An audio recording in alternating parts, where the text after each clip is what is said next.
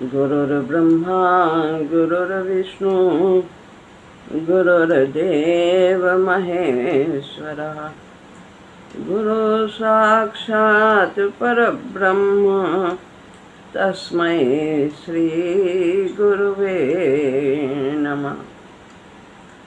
श्री राम राम राम सभी को राम राम।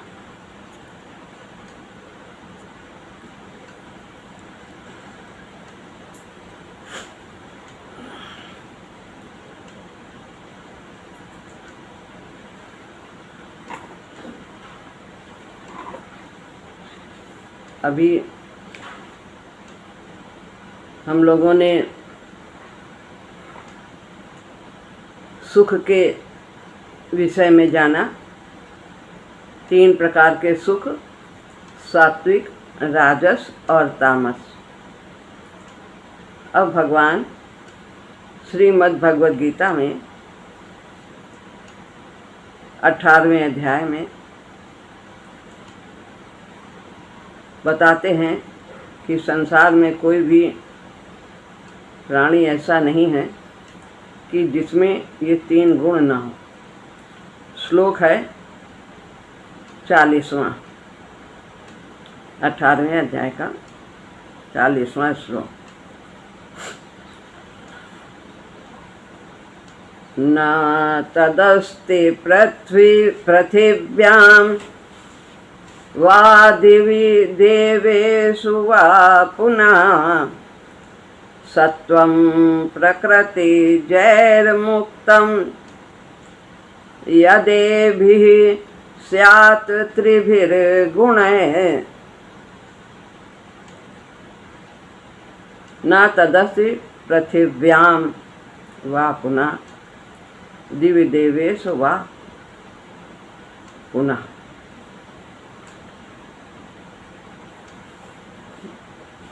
पृथ्वी में, पृथिव्याम यानी पृथ्वी में,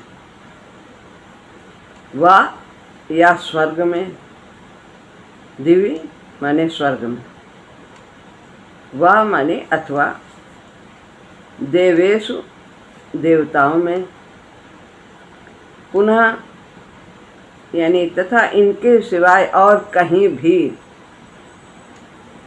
तत् यानी वह ऐसी कोई भी, सत्वम यानी वस्तु, न नहीं है, अस्ति माने है, यत जो, प्रकृति जय प्रकृति से उत्पन्न, ये भी माने इन, त्रिभी माने तीनों, गुण गुणों से, मुक्तम यानी रहित, स्यात् हो यानी पृथ्वी में या स्वर्ग में अथवा देवताओं में तथा इनके सिवाय और कहीं भी ऐसी कोई वस्तु नहीं है जो प्रकृति से उत्पन्न इन तीनों गुणों से रहित हो।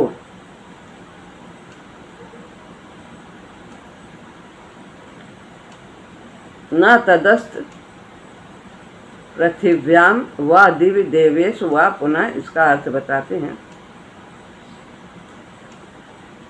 पृथिव्याम यानी मृत्युलोक से, यानी मृत्युलोक कौन सा है? पृथ्वी लोक जो है, और इसके नीचे भी जो अतल वितल सुतल तलातल पाताल आदि हैं, इन सब से संबंध है। पृथ्वी में या इसके नीचे जितने भी लोग हैं, उनमें जो प्राणी रहते हैं।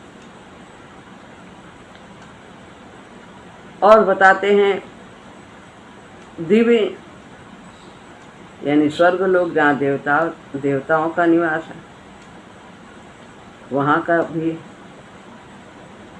तो जितना भी देवलोक, पृथ्वी लोक, पाताल लोक,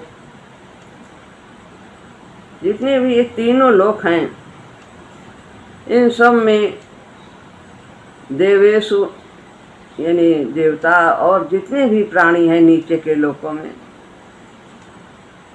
उन उन स्थानों में रहने वाले जितने भी जीव हैं, जैसे मनुष्य हैं, देवता, असुर, राक्षस, नाग, पशु, पक्षी, कीट, पतंग, वृक्ष आदि चर अचर प्राणियों का जो भी समूह है, चर अचर जितने चलने वाले हैं और जो अचर हैं, स्थावर हैं, जो स्थायी हैं, जैसे वृक्ष आदि, वे सब प्रकृति से उत्पन्न हैं। सब जितना भी संसार है वो प्रकृति और पुरुष का संयोग है। प्रकृति यानी जड़ पदार्थ, क्षिति, जल, पावक, गगन, समीरा, ये जो 24 तत्वों से शरीर बना है, ये सब जड़ पदार्थ है, प्रकृति है। और पुरुष है इसमें, यानी सभी में आत्मा का निवास है। आत्मा को पुरुष कहा है, क्षेत्रज्ञ कहा है, परा कहा है, शरीरी कहा है, देही कहा है, जड़ कहा, इसको चेतन कहा है। इस प्रकार इसके अनेक नाम। तो प्रकृति और पुरुष के संयोग से सभी प्राणियों की उत्पत्ति हुई है, चाहे वो चर हो और चाहे अचर हो, सब में आत्मा का निवास है और सबके शरीर हैं, बड़ा छोटा कैसा भी कोई न कोई रूप है। तो जितना भी ये ब्रह्मांड में चर अचर प्राणी हैं, सब में ये 3 गुण हैं। क्यों 3 गुण हैं? क्योंकि सभी प्रकृति और पुरुष के संयोग से उत्पन्न है, और प्रकृति जहाँ है वहाँ 3 गुण उसके कार्य जरूर होंगे।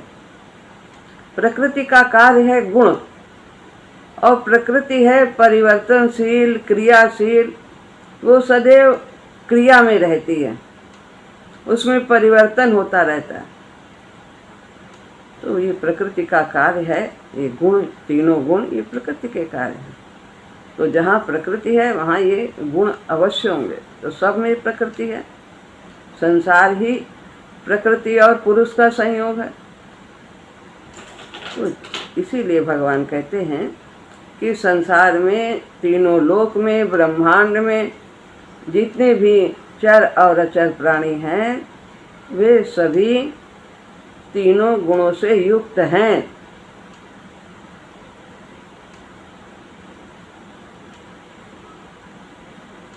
त्रिलोकी और अनंत ब्रह्मांड तथा उनमें रहने वाली कोई भी वस्तु ऐसी नहीं है जो प्रकृति से उत्पन्न इन तीनों गुणों से रहित हो, अर्थात सब के सब त्रिगुणात्मक हैं, सब में गुण।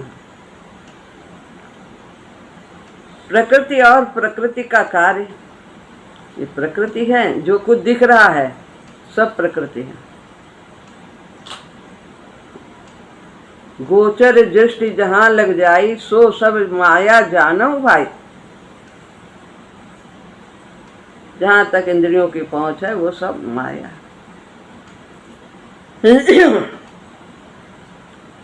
प्रकृति और प्रकृति का कार्य, ये सबका सभी त्रिगुणात्मक और परिवर्तनशील है।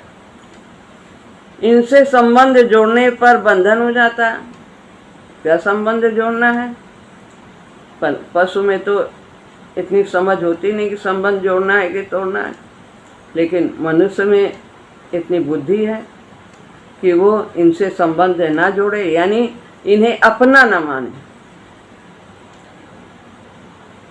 ज्ञान मार्ग में ये सब असत्य समझे जाते हैं, लेकिन जो भक्ति का मार्ग है उसमें सब कुछ को भगवान का समझा जाता है कि प्रभु का है, प्रभु का निवास है, प्रभु की वस्तु है।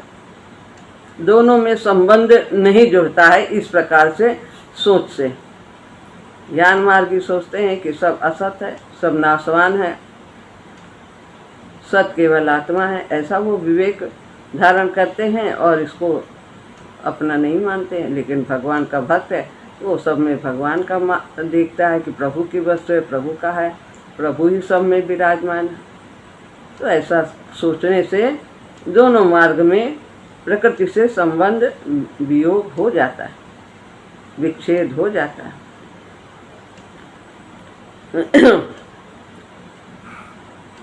इनसे संबंध विच्छेद करने से हम स्वतंत्र हो जाते हैं, और अगर हमने इनसे संबंध जोड़ा तो फिर वो अहंकार के कारण संबंध जोड़ लेते हैं, और अहंकार में हम सोचते हैं कि हम बड़े स्वतंत्र हैं, लेकिन हम अहंकार के साथ आते ही अपना एक अलग व्यक्तित्व बना लेते हैं कि मैं ये हूँ, और ये अहंकार के कारण ऐसा सोचते हैं और सोचते हैं हम बड़े स्वतंत्र हैं, जो चाहें उसे कर लें। लेकिन वास्तव में हम परतंत्र हो जाते हैं, हम माया के गुलाम हो जाते हैं, हम माया के अधीन हो जाते हैं। प्रकृति से संबंध जुड़ते ही अहंकार पैदा हो जाता है। अहंकार तो बाधक है।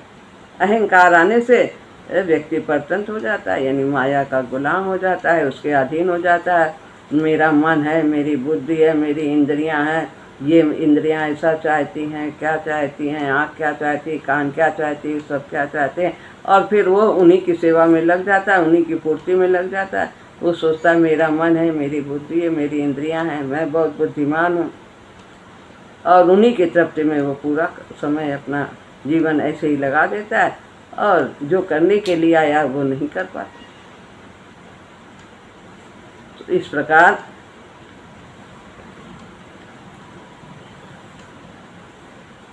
साधक को चाहिए कि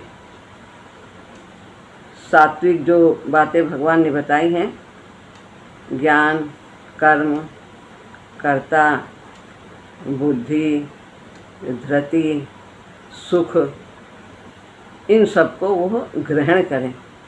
सात्विक को, सात्विक ग्राह्य है और राजस और तामस त्याज्य है, इनका त्याग करना चाहिए। सात्विक को ही ग्रहण करना चाहिए। दोनों का अंतर बताया है भगवान ने। तो हम जब अच्छी और बुरी चीज़ का अंतर समझ जाते हैं तो फिर हम अच्छी चीज़ को ग्रहण आसानी से कर सकते हैं। इसलिए अंतर बताते हुए भगवान कहते हैं कि हम सब सात्विक को ही ग्रहण करें। सावधानी से सब साधन स्वतः ही प्रकट होते हैं। जब हम इनका त्याग कर देते हैं राजस तामस पर, इन पे हम आसक्त नहीं होते हैं, तो ये सात्विक स्वतः ही प्रकट होते चले जाते हैं। दो दब जाते हैं तो फिर एक स्वतः ही प्रकट हो जाता है। बताते हैं कि 10वें अध्याय में भगवान ने भक्ति की दृष्टि से बताया है कि सब कुछ मेरे द्वारा उत्पन्न है। उन्होंने कहा सब कुछ मैं ही उत्पन्न करता हूँ। लेकिन यहाँ पर ज्ञान योग की चर्चा चल रही है, इसलिए उन्होंने बताया कि सब कुछ प्रकृति के द्वारा उत्पन्न होता है। लेकिन भगवान और उनकी प्रकृति उनसे भिन्न नहीं है, लेकिन दृष्टि दोनों में, ज्ञान मार्ग में और भक्ति मार्ग में, दोनों में थोड़ी भिन्न हो जाती है, और दोनों से ही भगवान की प्राप्ति होती है। हमें भगवान की प्राप्ति भक्ति मार्ग से ही करनी है। ज्ञान और भक्ति दोनों का सम्मिश्रण नहीं करना। तो इसलिए यहाँ पर विवेक मार्ग में असत का से गुणों का हम त्याग करते कि असत है, संसार असत है, केवल परमात्मा सत्य है, आत्मा सत्य है, इस प्रकार बोध होते ही असत चीज़ों का आसानी से त्याग हो जाता है, संबंध विच्छेद हो जाता है, और भगवत भाव से तो बहुत ही आसानी से ऐसा हो जाता है। सब भगवान का है। जहाँ मेरा नहीं है वहाँ बंधन नहीं है। जब सब कुछ परमात्मा का है तो फिर बंधन से हम रहित होते चले जाते हैं। ये श्लोक हुआ पूरा। अब है 41वां श्लोक इसी अध्याय का। ब्राह्मण क्षत्रिय विषाम शूद्राणां च परन्तप कर्माणि प्रविभक्तानि स्वभाव प्रभवैर्गुणः।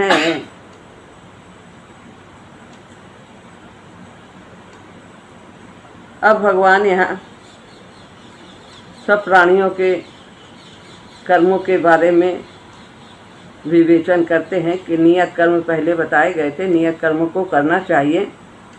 तो सभी के मनुष्यों के नियत कर्म अलग अलग हैं। शास्त्र विहित कर्म में सभी के एक साथ कर्म बता दिए गए थे, लेकिन अब वर्ण के अनुसार सबके अलग अलग कर्मों की व्याख्या की। हे परंतप,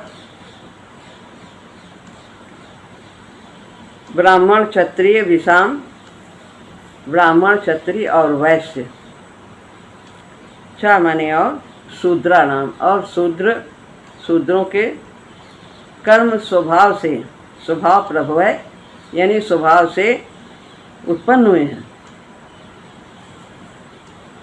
गुण तीनों गुणों के द्वारा विभक्त किए गए हैं।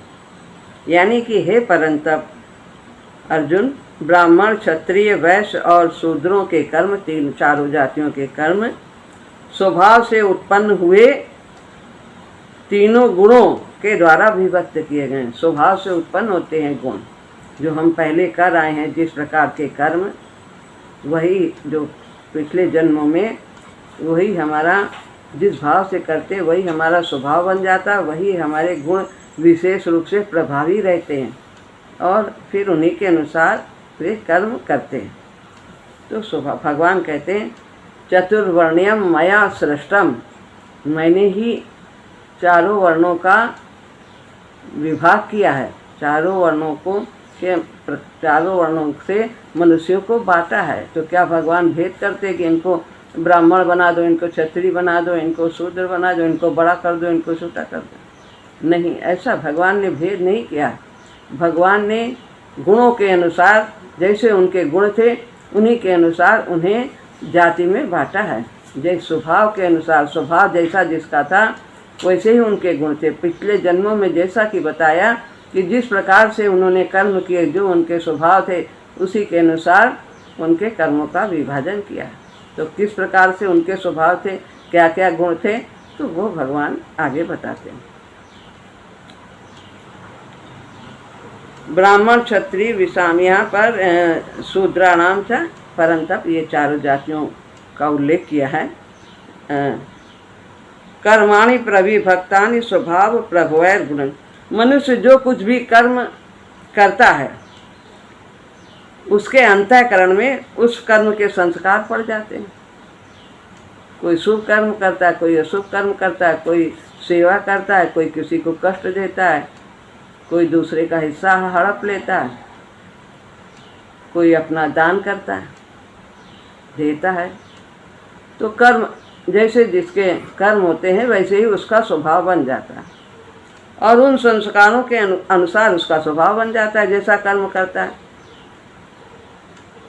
इस प्रकार पहले के अनेक जन्मों में किए हुए कर्मों के संस्कार के अनुसार मनुष्य का जैसा स्वभाव होता है उसी के अनुसार सत्व, रज और तम तीनों गुणों की वृत्तियां बनती हैं।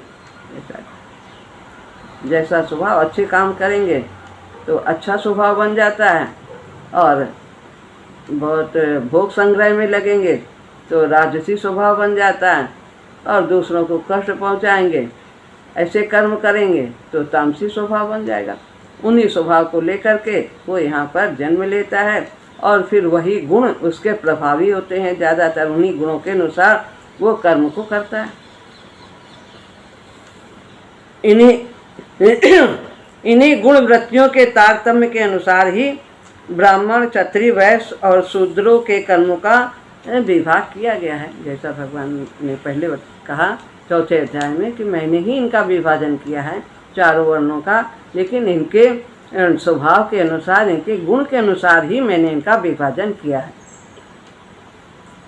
तो सत्व गुण की प्रधानता से ब्राह्मण, रजोगुण की प्रधानता से और सत्व गुण की गौणता से, जिसमें सत्व गुण प्रधान होता है तो उसको ब्राह्मण बना दिया। फिर आगे बताएंगे सत्व गुण क्या क्या है ब्राह्मण में, रजोगुण क्या क्या है क्षत्रिय में। तो सत्व गुण की प्रधानता से ब्राह्मण और रजोगुण की प्रधानता से और सत्व गुण की गौणता से, सत्व गुण थोड़ा धीमा है और रजोगुण प्रधान है तो फिर वो उसे क्षत्रिय बना दिया। और रजोगुण की प्रधानता से और तमोगुण की गौणता से, रजोगुण प्रधान है और तमोगुण कम है, निम्नता है, गौण है, तो वो वैश्य बन गया। और जिसमें तमोगुण प्रधान है वह उसे शूद्र की श्रेणी में रखा भगवान ने। तो रजोगुण प्रधान मनुष्य में सत्वगुण की प्रधानता वाले ब्राह्मण में, इन ब्राह्मणों में जन्म के भेद से ऊंच नीच ब्राह्मण माने जाते हैं। परिस्थिति के रूप में कर्मों के फल कई तरह के आ जाते हैं। तो यहाँ पर ये बताते हैं कि ये जो गुणों के अनुसार, जिसमें जो गुण प्रधान था उसी के अनुसार भगवान ने इन्हें सबको विभाजन, इन जातियों का विभाजन किया है। भगवान को किसी से भेदभाव नहीं है। और यदि ये जो जातियाँ में मिश्रण नहीं हुआ है, अंतर्जातीय विवाह नहीं होते हैं, तो ये गुण सब जन्मजात सब में वैसे आते चले जाते हैं। लेकिन अगर जाति का सम्मिश्रण हो जाता है तो फिर गुण इधर उधर दूसरे उनके इधर के ब्राह्मण के क्षत्रिय में, क्षत्रिय के वैश्य में, इस तरह से गुणों का सम्मिश्रण हो जाता है। फिर वो गुण जन्मजात नहीं रहते हैं उनमें वो गुण। इसलिए भेद अब आजकल ऐसा नहीं देखा जा रहा है कि जो गुण ब्राह्मण के हैं वो सब ब्राह्मण में ही मिले, जो वैश्य के गुण हैं वो वैश्य में ही मिले, क्षत्रिय के। इस तरह से जाति सम्मिश्रण होने के कारण सब गुणों का मिश्रण हो गया है। आपको सब तरह के गुण वाले सभी जाति में मिल जाएंगे। अब एक और लेते हैं, इसमें कोई खास बातें नहीं, इसलिए श्लोक थोड़ा जल्दी जल्दी लेते हैं। अब 42वां श्लोक है। श्रमोदमस्तपः शौचम शान्तिरार्जवमेव च ज्ञानम विज्ञानमास्तिक्यम ब्रह्म कर्म स्वभावजम। अब बताते हैं ब्राह्मण में क्या क्या गुण होते हैं। समा, मन का निग्रह करना, इंद्रियों को वश में करना, धर्म पालन करना, बाहर भीतर से शुद्ध रहना, दूसरे के अपराध को क्षमा करना, शरीर मन आदि में सरलता रखना, वेद शास्त्र आदि का ज्ञान होना, यज्ञ विधि को अनुभव में लाना और परमात्मा वेद आदि में आस्तिक भाव रखना, ये सब ही ब्राह्मण के स्वाभाविक कर्म हैं, नियत कर्म। स्वभाव से इनमें ये सब रहता है ये गुण। समा यानी मन जहाँ जाए, जहाँ जहाँ हमें लगाना है मन को वहाँ पे लगाना चाहिए, जहाँ से हटाना है वहाँ से हमें हटाना चाहिए। जो भगवान की ओर ले जाए जो चिंतन, उसमें मन को लगाना है, और जो भगवान से दूर करे उसमें उस चिंतन को हमें नहीं करना। दमा, जिस इंद्री से जब जो काम करना चाहें उस इंद्री से वो काम करें। आँख क्या किस लिए मिली, कान किस लिए मिले, जिह्वा किस लिए मिली, मधुर बोलने के लिए, कान भगवान की चर्चा सुनने के लिए मिली, आँख देखने के लिए प्रभु का स्वरूप मिली, सिया राम मैं सब जग जाने। इस प्रकार से हमें अपनी इंद्रियों का सदुपयोग करना, दमः, उनको मनमानी नहीं करने देना। ये गुण ब्राह्मण में होता है। ऐसा पहले इस प्रकार सब यही गुण से संपन्न होते थे। तपः, गीता में तप के बारे में बताया है। कौन सा तप? शरीर का तप, वाणी का तप, मन का तप, वही हमें करना। उनमें ये गुण होता था। शायद दूसरों की सेवा के लिए अपने शरीर को कष्ट देना, ये तप होता है। इस प्रकार का वो तप करते हैं। आग में बैठना नहीं, पानी में खड़े होना नहीं, ये सब कुछ नहीं। जो गीता में कहा है वही तप हमारे लिए उपयुक्त है, और सभी को वही करना चाहिए। जाति का कोई खास फर्क नहीं है। जो भी ब्रह्म जाने थे ब्राह्मणा, जो ब्रह्म को जानता है वही वास्तव में ब्राह्मण है। ये सब कार्य वो करते थे, इसलिए वो परमात्मा की प्राप्ति कर लेते थे। इसलिए उनका नाम ऐसा ब्राह्मण पड़ा कि वे सभी इस प्रकार के कर्म करते हुए परमात्मा को प्राप्त होते थे, इसलिए ब्राह्मण का। शौचम, अपने मन की और तन की पवित्रता रखना, स्वच्छ रखना, मन को भी निर्मल रखना, विकारों से रहित रखना, और तन की भी स्वच्छता रखना। शांति, यानी कोई भी कितना भी अपराध करे हमारे लिए, उसको वो क्षमा कर देते थे। क्षमा, ब्राह्मणों में ये गुण होता था, और उसके क्षमा मांगने के पहले ही क्षमा कर देते थे। आर्जवम, यानी शरीर वाणी आदि के व्यवहार में सरल होना, छल कपट से रहित होना, अंदर प्रेम होना, द्वेष नहीं रखना, प्रेम ही प्रेम रखना। ज्ञानम यानी वेद शास्त्र पुराण इत्यादि सब चीज़ों का ज्ञान होना, तभी तो वो दूसरों को शिक्षा देंगे, अपना भी अच्छे मार्ग पर चलेंगे और दूसरों को भी सतमार्ग पर लगाएंगे। जब खुद ज्ञान नहीं होगा तो दूसरों को क्या बताएंगे कि भगवान की प्राप्ति कैसे करनी है, क्या करना चाहिए। तो ये उन्हें शास्त्र का ज्ञान होता था, भगवान की लीला, स्वभाव, गुण आदि के बारे में वो सब जानते थे और दूसरों को बताते हैं। ब्राह्मण के ये गुण हैं। विज्ञानम और यज्ञ आदि करने की विधि को वो जानते थे, किस प्रकार से करना विशेष अवसरों पर, तो वो उसका अनुष्ठान भी कराते थे। आस्तिक्यम यानी आस्तिक भाव रखना, भगवान के प्रति आस्तिक भाव होना चाहिए कि प्रभु हैं, प्रभु की सत्ता है, प्रभु कृपा करते हैं, प्रभु हम सबके सुहृद हैं, हम सबके हृदय में विराजमान हैं, सर्वत्र हैं प्रभु, इस तरह के आस्तिक भाव रखना। ब्रह्म कर्म स्वभावजम, तो इस प्रकार ये ब्राह्मण के कर्म हैं जो स्वाभाविक रूप से उनमें रहते थे। ये सम दम आदि ब्राह्मण के स्वाभाविक कर्म हैं, अर्थात इन कर्मों को धारण करने में ब्राह्मण को परिश्रम नहीं करना पड़ता। जो स्वाभाविक क्रिया उसमें परिश्रम नहीं करना पड़ता। जो स्वाभाविक गुण है वो अपने आप स्वतः ही वो प्रकट होते चले जाते हैं और उन्हीं के अनुसार व्यक्ति वो कार्य करता है। स्वभाव के दया भाव, ये उसके अंदर स्वभाव से, जो अंदर से क्रूर होता है तो उसको दया करने में बहुत परिश्रम करना पड़ता है, उसके लिए बहुत कठिन होता है क्षमा करना, अपनी वस्तु को दूसरों को देना, ये सब उसके लिए कठिन है। लेकिन जो जिनमें ये सब गुण हैं उनके लिए स्वाभाविक है। जैसे ऐसे आँख पे करो ऐसे तो स्वाभाविक रूप से पलक झुक जाएगी, ऐसे स्वाभाविक कर्म। जिन ब्राह्मणों में सत्व गुण की प्रधानता है, जिनकी वंश परंपरा शुद्ध है, जैसा कि पहले बताया वंश परंपरा शुद्ध है कि सभी दूसरे में ही विवाह ये सब संपन्न होते थे, जाति का जाति में, तो वो गुण स्वाभाविक रूप से एक पीढ़ी से दूसरी पीढ़ी में आते चले जाते थे। और जिनके पूर्व जन्म कृत भी शुद्ध हैं, वंश परंपरा भी शुद्ध है और उनके जो कर्म हैं वे भी इसी के अनुसार हैं जो भी गुण बताए हैं। ऐसे ब्राह्मणों के लिए सम दम आदि गुण स्वाभाविक होते हैं। उनमें किसी गुण के न होने पर भी अथवा किसी गुण में कमी होने पर भी, ये जो जितने गुण बताए यदि इसमें से एक आध कम भी हुआ तो वो सब उसकी पूर्ति कर लेते हैं। एक गुण आया तो फिर बहुत गुण आ जाते हैं, सारे गुण आ जाते हैं। जैसे एक नाम जब हमने शुरू कर दिया, भगवान का चिंतन शुरू कर दिया या भगवान की सेवा के भाव से कर्म करना शुरू कर दिया तो हमारे अंदर सारे गुण स्वतः ही आ जाते हैं। जो भक्त से लक्षणों में जितने भी गुण हैं, यदि हमने उसमें से एक भी गुण धारण कर लिया तो हमारे अंदर भक्त के सारे गुण आ जाएं, स्वतः ही आ जाएं। तो इस प्रकार चारों वर्णों की रचना गुण के तारतम्य से की गई है। इसलिए गुणों के अनुसार उस वर्ण में वेश कर्म स्वाभाविक रूप से प्रकट हो जाते हैं, दूसरे कर्म गौण हो जाते हैं।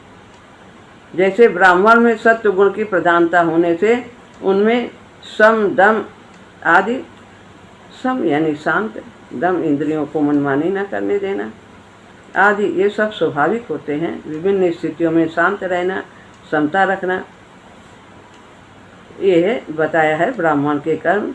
इसी दृष्टि से गीता में ब्राह्मण के स्वभावज कर्मों में वर्णन इनका किया गया है। और वर्ण परंपरा ठीक हो तो ये गुण स्वभाव ब्राह्मण में स्वाभाविक होते हैं, परंतु वर्ण संकरता आने पर ये गुण स्वाभाविक नहीं होते हैं, इनमें कमी आ जाती है। वर्ण संकर, एक जाति से दूसरी जाति में विवाह करने से इन गुणों में स्थानांतरण हो जाता है, एक गुण दूसरी जाति में चले जाते हैं, तो इसलिए ये इनमें कमी आ जाती है। तो यहाँ पर ये कहा है स्वभाव बनने में पहले जन्म है, फिर बाद में मुख्य संग है। तो हमें संग क्या करना, जन्म तो हमारा हो गया, वो हमारे हाथ में नहीं है, लेकिन हम संग अच्छा करके अपने स्वभाव को बदल सकते हैं। क्या करना है? अच्छा संग करना है, अच्छे शास्त्र पढ़ना है और स्वाध्याय करना है, अभ्यास करना है अच्छी बातों का। तो ये इन सब के द्वारा संग, शास्त्र, विचार, वातावरण, इन सबको हम शुद्ध रखें तो हम सात्विक गुणों से युक्त होते चले जाएंगे। और सात्विक गुण परमात्मा की प्राप्ति कराते हैं, इसलिए हमें अपने अंदर अच्छे गुणों को धारण करने का अभ्यास करते जाना चाहिए। श्री राम राम।